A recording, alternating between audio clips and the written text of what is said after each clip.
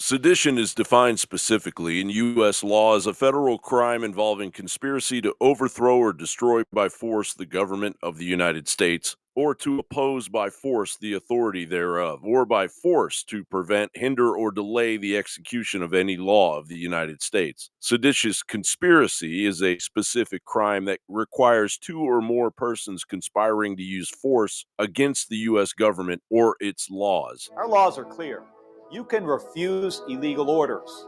You can refuse illegal orders. You must refuse illegal orders. No one has to carry out orders that violate the law or our Constitution. We know this is hard and that it's a difficult time to be a public servant. But whether you're serving in the CIA, the Army, or Navy, the Air Force, your vigilance is critical. And know that we have your back. Because now, more than ever, the American people need you. Of course, absent from the Declaration, any specifics as to what those illegal orders actually are. And the question you have to ask yourself is, what is their intent? What is the reason that they all went on a video and encouraged young men and women to defy court orders without even giving a hint of what's illegal, without even giving any suggestion of what law or what order they're being asked to violate? To be clear, we are not calling on folks right now to disobey any type of unlawful order. Have you, Congresswoman, or any other of these Democratic members of Congress heard directly from members of the U.S. military or the broader national security community who believe they've been given unlawful orders? Well, you know, what I'd say is I have heard from service members, and I have heard from service members, and this is all a matter of public record. What we see is an uptick of concern from the men and women who are serving in uniform about the legality of orders that are being given. They would be violating their oath if they followed illegal orders. And I guess, Senator, members of the military, what is your advice to them if they come across something that seems confusing? I think they need to talk to their leadership, talk to their commanding officer about it and tell your commanding officer why you think this may be illegal. There are lawyers within the military, the Judge Advocate General Corps. You can have a conversation, with somebody who understands the law.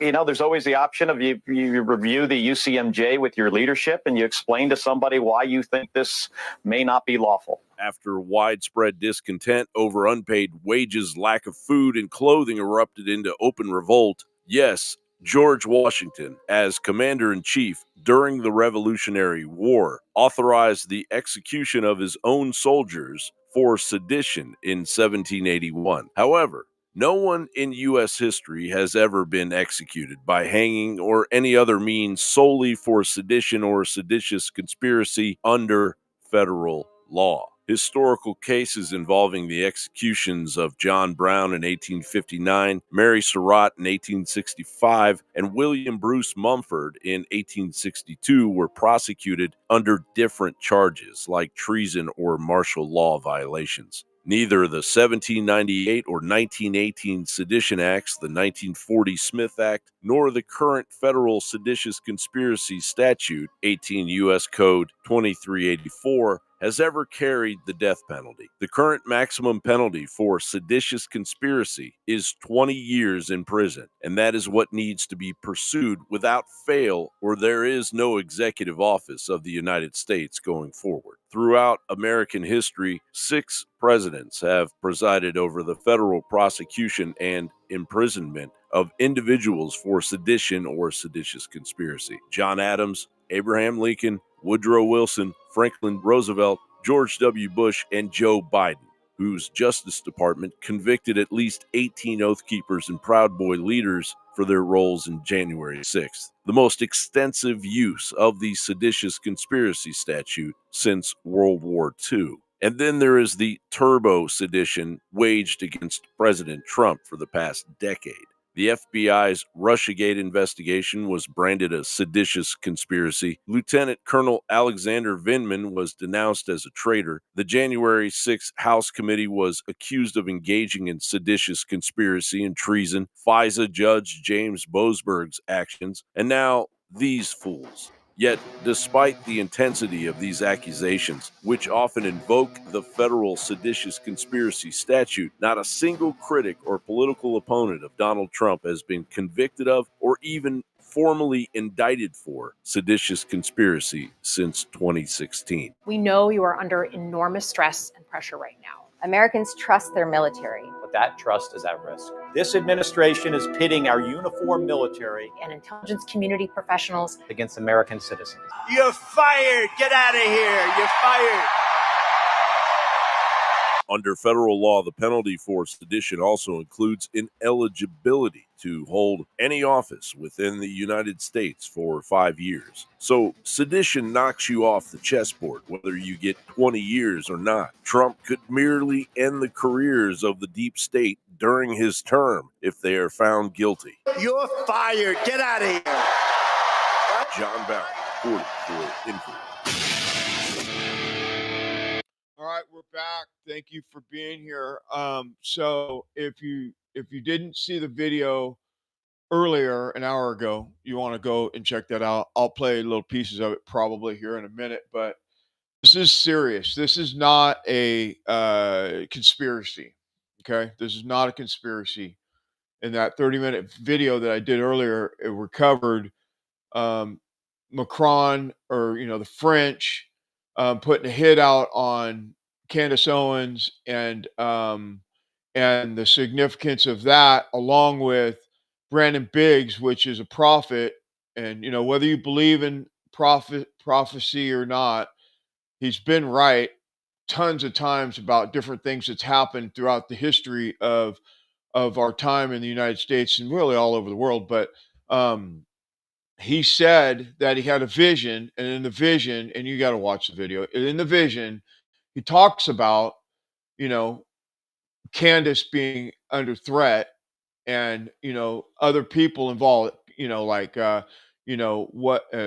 Kirk, and there's just some stuff in that video you want to check out. I'm not making assumptions on what he's talking about. I'll keep following him and listening to what he has to say, and then I'll publish that when I get the nuts and bolts of it, but I don't want to make any assumptions. You make your own assumptions. All I do is give you the news. You can figure it out from there. But what I will say is we need to be praying for Candace Owens right now. And I have been ever since she started doing this thing about the Charlie Kirk assassination, all the stuff that's happened with that. And she's really uncovered. And, you go on Twitter, or X, whatever you want to call it, and people are talking all this crap about how she's a conspiracy theorist. No, she's lost her mind and all that stuff. But listen, let me just say this in her defense. And I don't know Candace. One day, maybe I'll get to know her or whatever. But when I hear truth, and when I hear, let me back up. Last night, when it ran across my radar, this whole thing, and I was doing research. So I was going to do a show last night, and I ended up getting caught in doing the investigative work. This is not you don't just download a video and play it. I mean, unless you want to put out stuff that's not real. And I do deep dives into stuff to find out all these different angles to make sure that what I'm putting out is legitimate. It's not AI. I mean, especially in the world that we live in now, you have to really be double, triple checking everything you do. But anyway, my point is, when I was talking to someone about this, I kept getting cold chills, and that tells me everything I need to know. Whether you believe in God or not, when you hear something like this, and you got somebody telling you that they've got a vision, and you got to take that. Well, you don't have to, but I take it full-heartedly. I take it wholeheartedly, and I've been praying about it, for some answers. And, I've been praying for Candace ever since she started this thing about the Charlie Kirk assassination, because let's face it, the government's lying to us, the federal, FBI, all these people are lying to us. Obviously, TPUSA is not giving us the truth. I mean, they just keep coming out and stepping on their dick every single time they turn around. They say something else that contradicts the last thing that they said. So it's like, I don't trust any of it. And I'm not making assumptions. when there is when I see a red light or when I see the real thing, then I'll say it. But I'm not going to make assumptions. I don't need to get sued and all that bullshit. I wouldn't be able to afford it anyway. Look at what they've done to Elijah Schaffer over nothing, right? So I have to be careful. But I will tell you the truth. When I know it's true, I'll let you know it's true. And I will not hesitate to tell you the truth, period. I don't give a shit. They can take everything I got. I don't care. Look what they've done to Alex Jones. About all that he's done is told the truth. And they've destroyed or attempted to destroy him in every way to Sunday. So anyway, welcome to this continuation of episode 200, Sunday night. We're going to get into this. I have some clips that I want to play. And again, I'm just showing you what I've uncovered, what I see. And so the head of security for the Charlie Kirk security team was on Sean Ryan, and some of the things that he said doesn't make sense. And he sure was pushing that he don't have the authority to do these things. And I don't know. I'm not a security. I'm not in. I don't know. But we're going to play a couple clips. I have a few of those we're going to cover. This is going to be a shorter video. Usually my shows are longer than what I'm going to do tonight, but I'm just going to give you the nuts and bolts of a few things, and then we'll be back tomorrow night. I'm going to continue to do research and continue to uncover some stuff. But my plan is to start doing smaller shows throughout the week, 45 minutes or something, a few times a week, and see if we can't uncover some stuff and get it out there to the public. Because see, this is the thing. They're lying to you. They're lying to me. They're lying to you. They're telling us a bunch of lies, a bunch of stuff that doesn't make sense.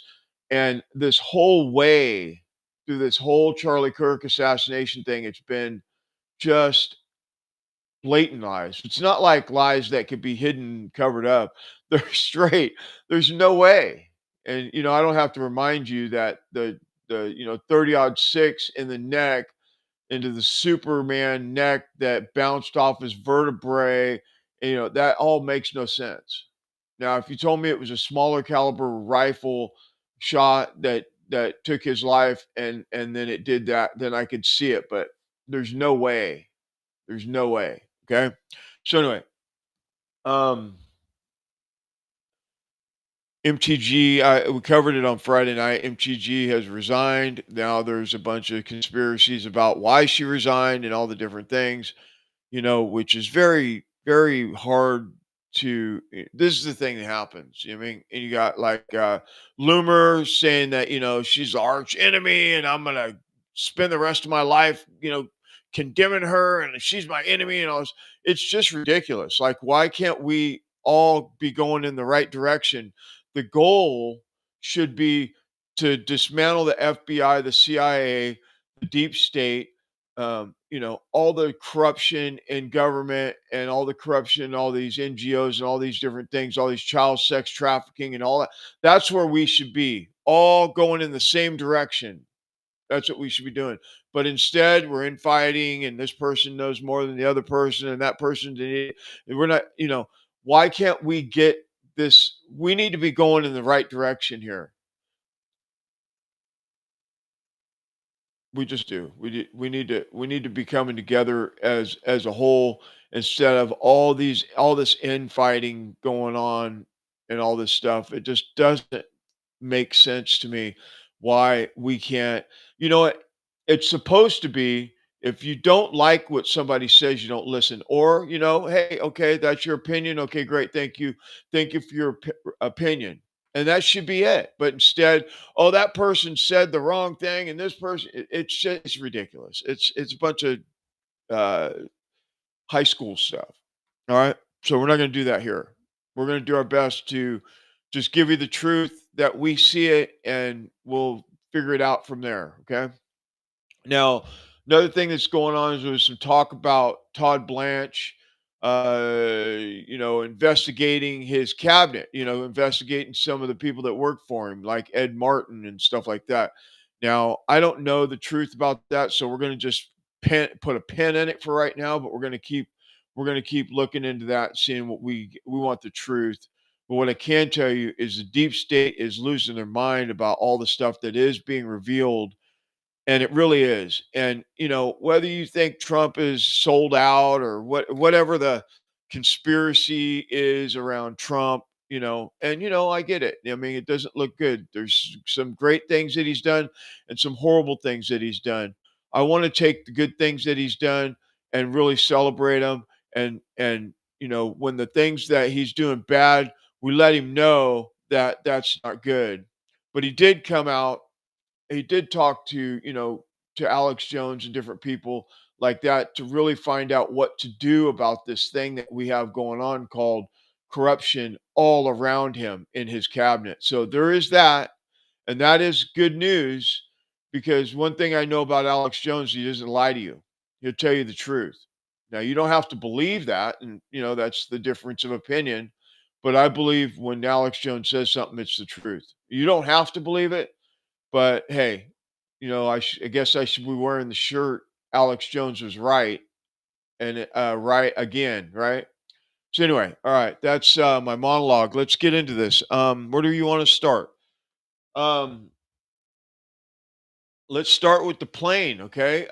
So Candace Owens. Well, first of all, early on, they were talking about drones in the area. They were talking about planes at low altitudes. They were talking about all this stuff. And then as that progressed, we found out that the planes were Egyptian planes in Provo. So low flying planes and planes in Egyptian planes in the area the day of the assassination, before and after. So we're going to break that down for you right now a little bit so you can kind of get an idea of what I'm talking about, because maybe I might not explain it as good as. We'll start with Candace, and then we'll jump into another video that breaks down the logistics about the planes, and with the plane, with the, all the stuff with what's it called, the the details. I don't know I don't know the right word for it, because I'm not a plane specialist or whatever, jet specialist, whatever it's called. So anyway, let's get into this. We got a couple clips here we're going to roll with, and we're going to start with Candace. Okay, let me get my the right screen for you. All right, stand by. I knew it. I didn't know it, but I knew it. And now, ladies and gentlemen, I know it. Oh, there were some Egyptian military men that were on the ground on September 10th in Utah on the day of Charlie Kirk's assassination.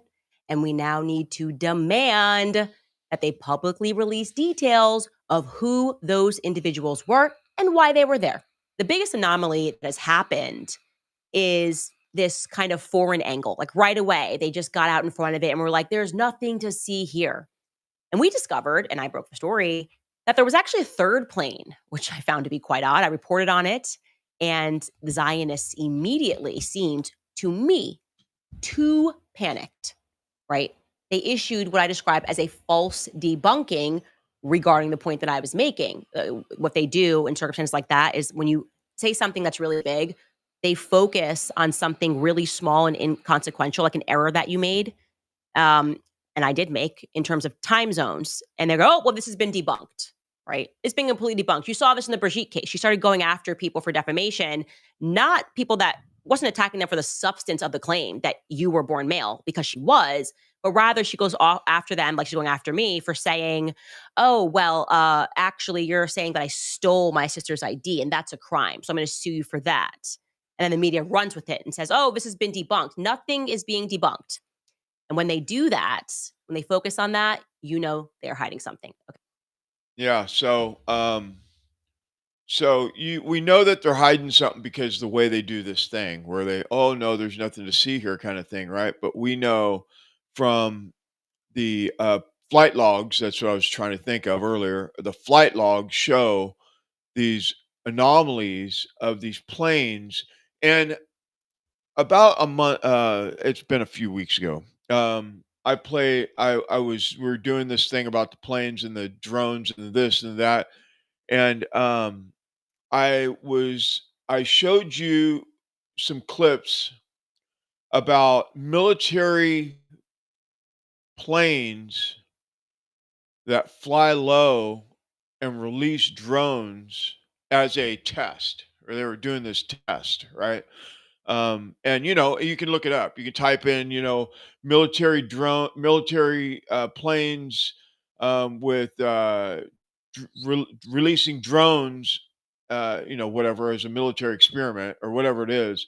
And these things are, and I haven't heard anybody going there yet in that direction. But think about it. We did see drones, and we're going to cover it in a minute. What we know, what they're letting us know, that there was drones there during the during September 10th at UVU. We know there was drones there because we seen the pictures of the drones while 3,000 people are on the ground and the drones are in the air. But yet Harpole says that there was no drones, that they didn't have access to drones, and they wouldn't allow them to have drones because it was against the state law of Utah, blah, blah, blah, blah, blah. We're going to get into that shortly. But the other interesting thing that I'm still piecing together is this military grade planes flying low, 300 feet or something, 300 meters, whatever it is. We're going to play the clip in a minute. My brain doesn't work that good around all these details. So I'm just giving you the details that I have, and then we're going to play this, right?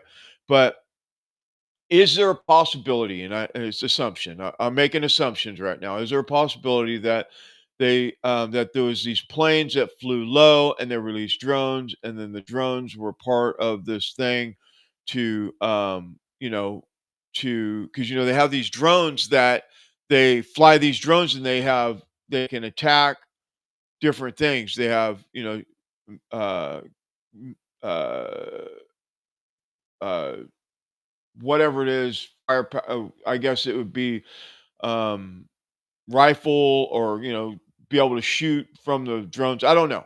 I'm just giving you the information that I remember from those articles that I played 3 weeks ago. I think it's 3 or 4 weeks ago. Anyway, let's get into this. And we're going to hold the assumptions and the conspiracies for later, but let's just get into this. Um,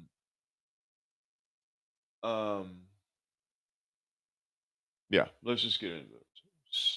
Let me get the right screen back up here, and we'll get into this. Pay attention to what she says right now. I think this breakdown is spot on.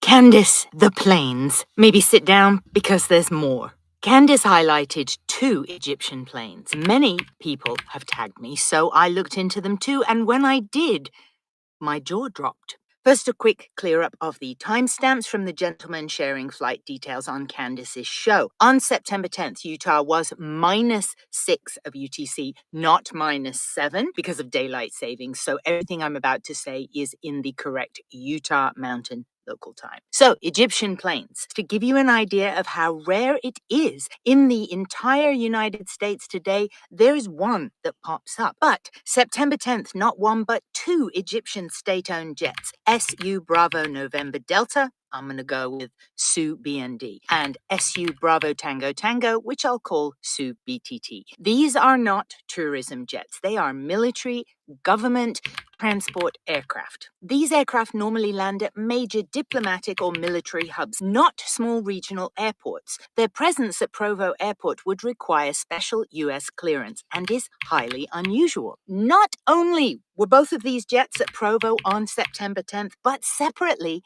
both of them arrived via Minot Air Force Base. This is America's only nuclear base that holds 2 out of the 3 U.S. nuclear triad. If it's press the button time, this base is key. One of these planes was only on the ground for less than an hour, tight for refueling, but might work when something or someone needs to be picked up, dropped off, or something or somewhere needs to be authorized. And the very Next stop for both of these planes after going wheels up from Minot Nuclear Air Force Base was Provo. And by the way, SuBND landed at Provo May 23rd, 2025 and stayed till September 14th. A foreign state aircraft hanging out at a regional airport for nearly 4 months. SuBND also did this on September 5th, 5 days before the assassination. SuBND flew a straight corridor north of Provo and then came straight back. It did not land anywhere. Analysts would call this a mapping run, an electronic surveillance sweep, sensor calibration, or an intelligent flight conducted under special clearance. Then, on September 14th, it finally left Utah for Goose Bay, Newfoundland, which is a strategic NATO-linked location. And even its departure from Provo raised a little eyebrow. SuBND was supposed to leave on September 14th just after midnight, but sat on the ground for nearly 19 more hours before eventually taking off. Diplomatic aircraft movements normally are tightly controlled, so a big delay could mean something held the plane there or something needed to happen before it was cleared to depart. Believe it or not, this will get stranger with Axel 10. On September 10th, the day Charlie was shot, a US ISR contractor jet shows up in the mix. Axel 10, a Bombardier Global 6500 operated by LaSalle, which is owned by Leidos, a major military intelligence contractor tied to the Army's Hades deep sensing program, which means detect, map, track signals, communications, electronics, and activity far beyond the line of sight, from dozens to even hundreds of miles away. On September 10th, Axel 10 made 2 extremely low passes. I calculated as low as 210 feet above ground level, directly aligned within roughly 3 miles of UVU. Once at 9:15 a.m., about 3 hours before Charlie was shot, and again at 12:48 p.m. local time, about 25 minutes after. A jet like this normally flies at 30, 40, 50,000 feet. And remember, when we see barometric altitude, that is height above sea level. When we take away the elevation of Provo and the lake the plane is flying over, that's how we arrive at 200 to 300 feet above ground level, which is crazy low, and analysts would probably say indicates emission. I pulled the KML files for both of the Axel 10 flights, and I wanted to show you how flawlessly aligned that dip is with the Orem UVU corridor. Both flights pass the exact airspace and do the same deep dip. Extremely precise behavior and airspace either side of Charlie Kirk's assassination. And still, it gets stranger. At 13:08 UTC, Universal Time Coordinated, which is 7:08 a.m. in Utah on September 10th, SuBTT begins departure from Provo. 7:08 a.m. At the same minute, according to its track, Axel 10 pops up on flight radar, wheels on the ground in El Paso for its departure, which will ultimately make that first deep dip within miles of UVU. These are unrelated aircraft, right? An Egyptian military government plane linked to Minot Air Force Base and a US jet tied to deep sensing ISR programs. Both planes hundreds of miles apart. Besides the coincidental departure time, they also have in common the location of Provo on the day of the assassination of Charlie Kirk. Statistically unusual, which does not mean coordinated. I want to make that point. And we're not even done with the high strangeness. SuBND, the other Egyptian jet that had been sitting dormant in Provo since May 23rd, on the morning of September 10th, sent a handful of ground pings, as seen on Candace, but SuBND did not take off. It is already unusual for a foreign state aircraft to be at Provo for months, so after being electronically silent, pinging on September 10th, the day of Charlie's shooting is again unusual. None of this proves a cause, a perpetrator, coordination, but this is real flight data, verifiable and irregular. At a minimum, we're looking at overlapping intelligence-grade activity in the air corridor of an assassination. Let me know what you think. And Candace, I really hope this helps you. I am so sorry you lost your friend. I'll see you in the comments. Take care. If you have some information about this, you can either my DMs are open on X, or let me switch this to my let's see here. Where's that? Where's it at? Let me add this to this. Let's see. I'll create a new one here.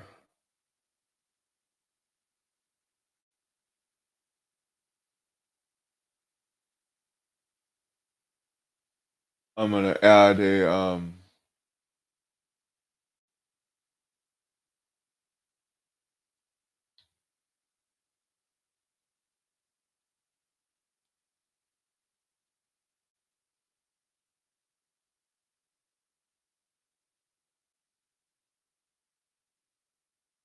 all right, let me see. I got this in. I'm gonna put this up here for you. That's my email. If you're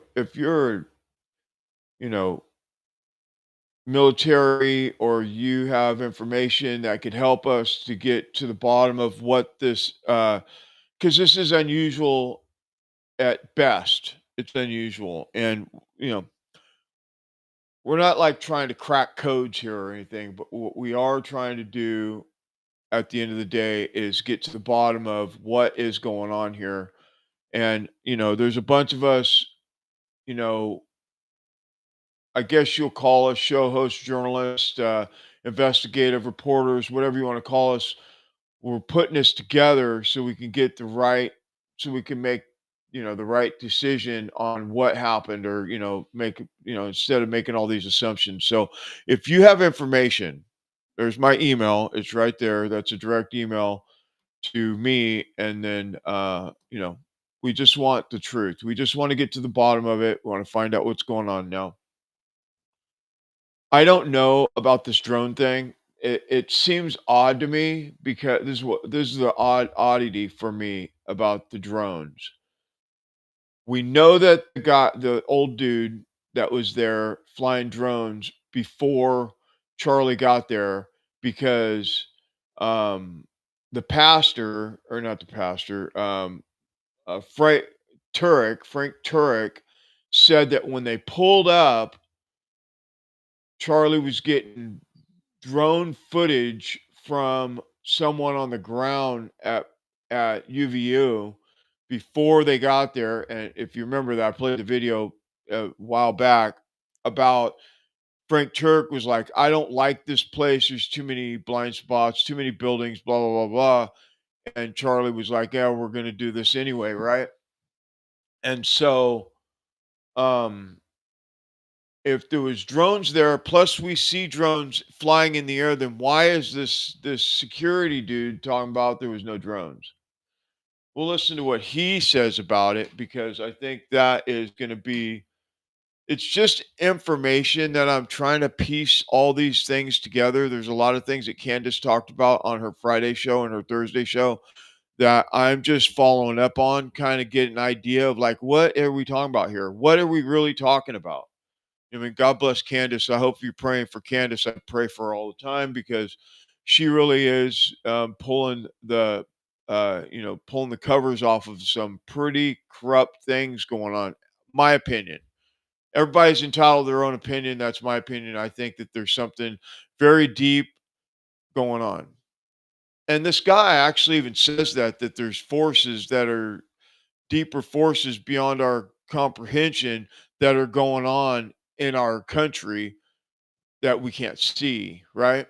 He does say that, but he doesn't back that up with anything else. He just kind of throws that out there in a kind of like a blanket statement when he's talking to Sean Ryan. He also says something about the hand signal part, that they weren't doing hand signals, but when you look at the guy that was to Charlie's right, it looked like all kinds of hand signals to me. Not Turek with the baseball cap thing. I'm not looking at that. I'm looking at the security guard that's standing right to Charlie's right behind him, and it looked like hand signals. But this guy's saying there was no hand signals. We're going to cover that too here in just a minute. But let's get to this.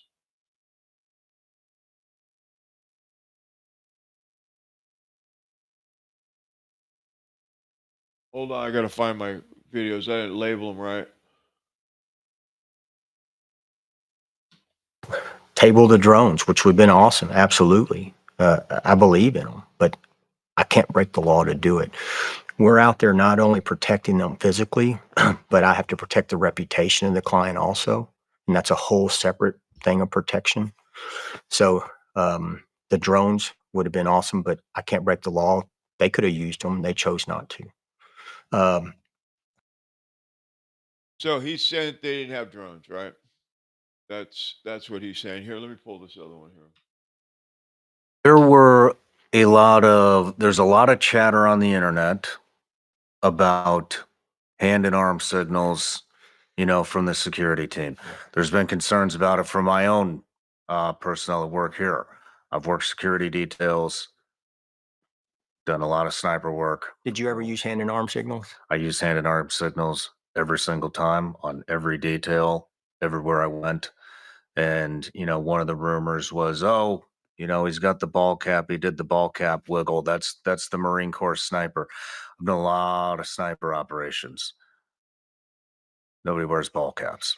So that was my lead question. You ever use hand signals? And it's like, yes. Yes. Were your hands... And you would already establish. I'm going to cover for you here, because this is a rumor that I just fucking hate. I know.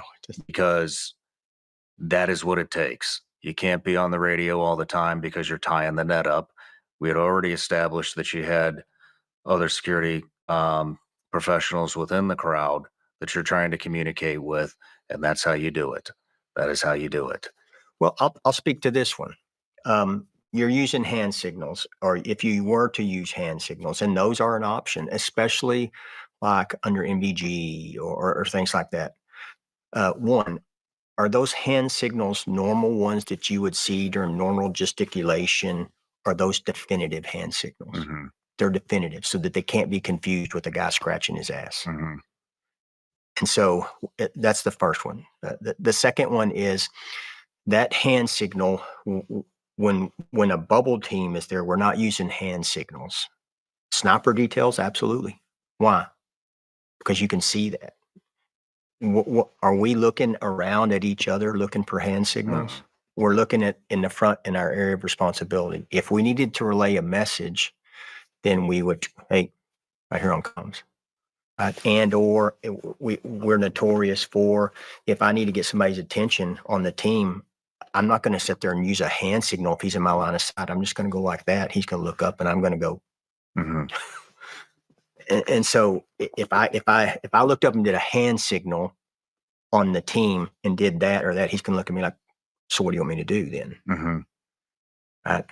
So for that's not good communication. It has to be definitive. It has to be necessary. It could be an acknowledgement. Absolutely. I mean, yep. Receipt. Get me out of here. Yep. You're right. Absolutely. Yeah. And what you're doing there is deliberate. Yeah. These are deliberate. Right? Yeah. So no, we don't use hand signals on that one. We didn't use hand signals that day. We've never used hand signals other than the general ones.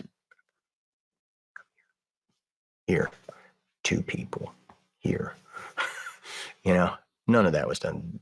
None of that was done. You had Frank Turek and people messing with him because he adjusted his hat. It's like, okay, and substantiate. All right, so he touched his hat. There were a line of people in the front and all other people that also did all kind of things before that. It's like everybody's subject to that. I get it. Man, I'm a huge, and I'm not a conspiracy theory guy, but I do believe that there are things out there bigger than you and I that are in operations. Mm-hmm. It's a fact. I also am a huge believer in the First Amendment. And so these people that are out there saying all this, back up. Why is the First Amendment so important? Because back in the day when our founding fathers said, man, why do we need this amendment first? And because a voice is an arms for people that don't have arms. That's what it was for. It was a collective or a single voice could be powerful to a hierarchy of people that can't be conquered with an arm. So we have to have this voice and we have to protect this voice at all costs. And they said, and they wanted us to have that. And that's why they put it first. And it should be used as a shield. Well, nowadays with the media and now social media, that right has been used as a sword. And the sword of public opinion. It's like, hey, well, let's just put a bunch of lies out there and claim First Amendment. And we can say whatever we want.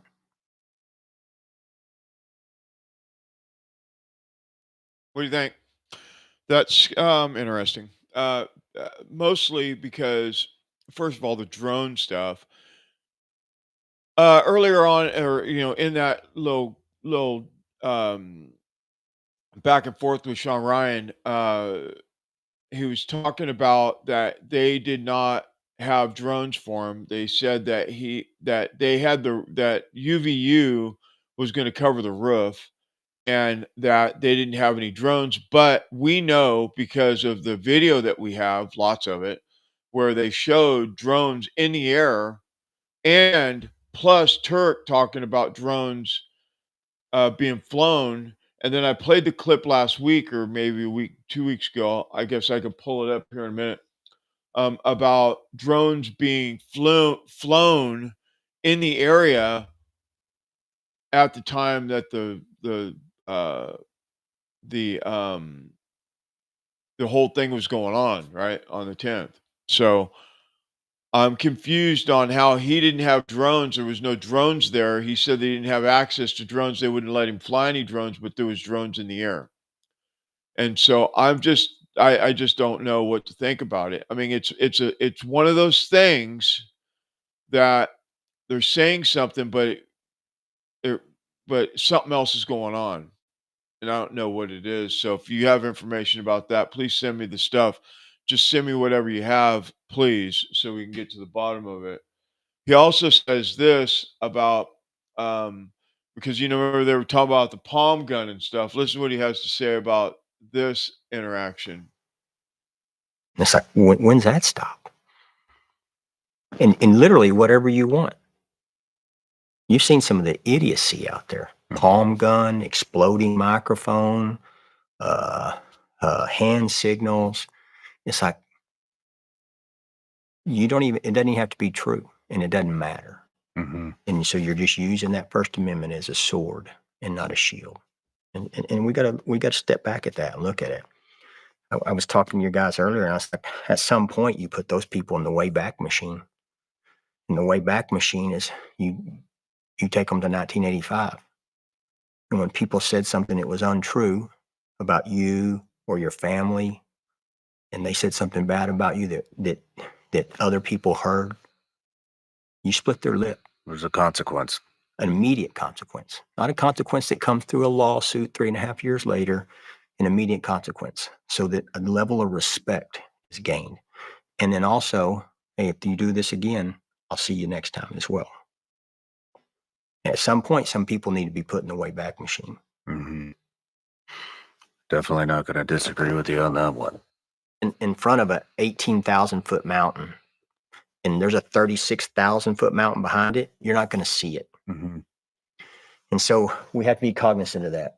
And then if he would have stopped just a little bit to the right, he wouldn't have been able to see it because the source and center would have been in the way. I mean, it's a very specific point. Spot. It's not just, which is what I thought. I thought it was just climb on the roof and you've got the vantage point. So you're very telling me much there's like enough blind Butler, ass PA. luck that you ran up there, didn't crawl, you didn't get up. He didn't get up there like the secondary guy that tried to shoot Trump, where he was bugged down in the weeds for a while. This was a boom on, boom run to, boom take the shot, and it's like, did you get all that off? I mean, it had to have been rehearsed to find that. Which I believe you said is basically did you say 7 foot vantage point basically ahead? Oh, I'd have to. It's small. Whatever. It's small. It's small. Not big. There's the visual. Who gives a fuck? It's a small area. It's not something. And then you would have to search for that. you would have to search for that vantage point if you didn't know. So it would be great to see the footage. Maybe it's out there of him running straight to the point, or did he search around looking exactly for what it? I want to know. Do we have? It'd be great if that chief of police would have put the fucking drone up. We'd have had it, or I'd have flown that drone up his ass if we could have had one. So those are questions I have. Those are tactical questions. I mean, we make our guys do that kind of stuff all the time. Yep, no, you're going to run 300 yards. You're going to jump over this wall. You're going to come home and you're going to take this shot with ours is about a 35-foot declination at 200 yards. And you see guys that are even trained miff it every once in a while. And people are like, oh, that's an easy whip at 142. I'm like, yeah, the shot itself, but you're talking about old men that shoot stuff off sandbags. You and I both know under duress, accurate shots are different. It's not 142 yards is not a difficult shot with a magnified not at all optic. It becomes more difficult when you're winded, when you're climbing, when you're running, when you are nervous, visual noise all in front of you, when you're wondering if anybody else is seeing you. I mean, there's a lot of induced stress. And, and I just want to, we're looking at this thing right now, this first person view of what it looked like from under the tent. And I mean, I don't know how long he was in that gap for, but it didn't sound like it was very long. And you have 3,000 other threats that you're looking at, the rooftop supposedly being covered by the police. Maybe it would have been a good idea to confirm that the police had the drones up. But I mean, you are talking to the chief of police. You would think that he would have the fucking drones up. We knew there were no drones, but then somebody earlier that day flew a drone up. Correct. Yeah. So actually, you probably wouldn't have confirmed because there are drones up. We didn't know where it came from, and we're like, what's the deal with this? Now, it's not uncommon for the video team to throw a drone up and then take a quick shot, and we've had that before. Now, their drones are different because they use those little bitty ones, and so they're not covered under the requirements. And so it's like, again, yeah, you're right. We do I need to call a grown ass man and say, hey, are you doing your job? Do I need to do that? You shouldn't. Or whatever it is. We need some help. I took 12 guys there. I had double the amount of people there that the PD had. And we're only responsible for the first 30 meters in movement in and advance in and receiving and out. And we had 12 guys. They gave me 6 for the rest of the campus. Jeez. Yeah. And so that's not the question for me to say, why didn't they? That's the question for them. And so there was that one. The site, man, it wasn't up to us. 2, drones. I can't break the law to do something I want to do. Otherwise, I'd have showed up with an APC. Yeah, snipers on roofs. I got guys that are qualified. That's their career. But this is not a State Department job. I don't have an ITAR, and this isn't Iraq. This is Utah. I can't go in and set up observation points with snipers. That's against the law. I can't break federal and state law to do what we need to accomplish. So that's their job. Our job is a close protection bubble, and there's a saying on this, and there's areas of responsibility, and we cut up the areas of responsibility in this pre-meet, or when we start doing the advance. All right, we've got this, you've got this, and so they have that Overwatch capability, and they have an MOU for SWAT for that through Orem, not utilized. Don't know why. That's a question for them to ask. Why didn't you call? Well, why didn't you ask for assistance, especially when this crowd grew and grew and grew? I mean, good police tactics. If you're out and you have 6 guys that show up, and all of a sudden this thing goes from 1,500 to 2,000 to 3,000 people, you go, hey, we need some help. Yeah, so all that right there, that was the clips that I pulled from there. But I mean, some of that stuff, since it makes sense, other stuff doesn't. Like drone stuff doesn't make sense to me. Um, he had in this, so I watched this interview, and he said that statement probably, I didn't count, but probably 25 times in an hour, that he can't break the law to do his job.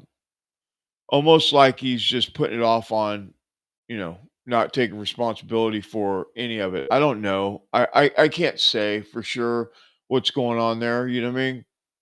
But, we're gonna get to the we're gonna get to the bottom of it. We're just gonna keep digging. We're gonna just keep looking, keep digging and figuring it out.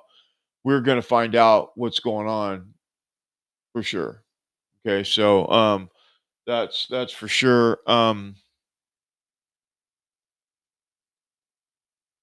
have one more on the way out here. We're gonna play this. This is another message for Candace. Just, I mean, God bless her, man. God bless Candace, and I pray for her safety. You know what I mean? That's the truth. I just pray for her safety. Stand by. So we pray into these things, okay? Like I said, I had no idea. But all I know is I want to tell that Candace lady, God has a hand on you if you allow him to. If you humble yourself and you allow the Lord to use you, you may say, well, I've already done that. No, you haven't. No, you haven't. I spell that by the prophetic. You have not. Maybe partially in your mind you have, but you're not broken before him. And the Lord wants to use you, but you must be broken before him. And he will use you in a greater capacity than whatever your mind can comprehend. And I don't agree with your stance on Israel, if it's toward the government or whatever. But that's your opinion and you're entitled to it. But I'm telling you, God has a plan for your life that's bigger than what you realize.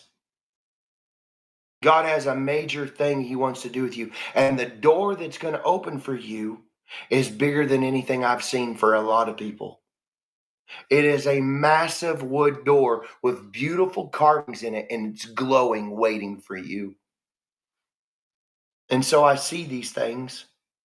So if you keep digging down the rabbit hole and the conspiracy, that's on you, but I pray for your safety.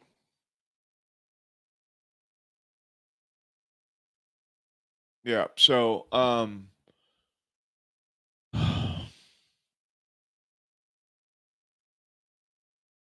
just pray for everyone's safety in this. And you know what they do when they don't like what you're doing? Nowadays, they just kill you. So we know this. We know that that's going on. We know that we're in times, troubling times, excuse me, all over the place. We're in troubling times, and we're going to get into that tomorrow night. We're going to get into some pretty important stuff tomorrow. But I wanted to cover this um, by itself. I just wanted to cover this and get this out there. And there's more to come. I have more stuff that I'm working on. Um, Somebody sent me a video, or not a video, a file with about, I don't know, it's probably 75 videos. It's a compilation of all the videos that was scraped off the internet early on, and I've been going through that. But again, I'm a one man operation here. I don't have the time, and I have kids and all that stuff. This is so damn important. I wish I had some help, and I just don't have the help. So it takes me a little bit longer to get through it, but I'm doing it. I'm going through the stuff, and I just pray for Candace right now, and I pray for Alex Jones, and I pray for Trump, and I pray that Trump sees the light and starts doing everything in a way that that supports America first. Just the truth. So God bless everybody. Thank you for being here tonight. I will be back tomorrow night at 7 o'clock or 8 o'clock. Either 7 or 8. We'll see how it goes. I want to be here earlier if I can. Remember, my first obligations to my family, and once I get that straightened out, then I'm going to jump in here and get some stuff done. And if I do get the opportunity tomorrow, I'll come in the studio early when I get off my day job, and I'll pull all the clips I need, and then I'll be ready for 7 o'clock. Otherwise, it'll be 8. So God bless everybody. Thank you for being here. Share this information, open source. What that means is everything that I have, you're welcome to. All I ask is that you pin me in the comments or something so that people can find my show. That's all I ask for. It's all open source, all of it. All the videos that I have, the old ones, the new ones, everything, it's all open source. That way they can't come in and say that they own it. It's yours. So God bless everybody. We'll see you tomorrow. Be safe out there. Pray for Candace and Donald Trump, Tucker Carlson, Alex Jones. Let's pray for them.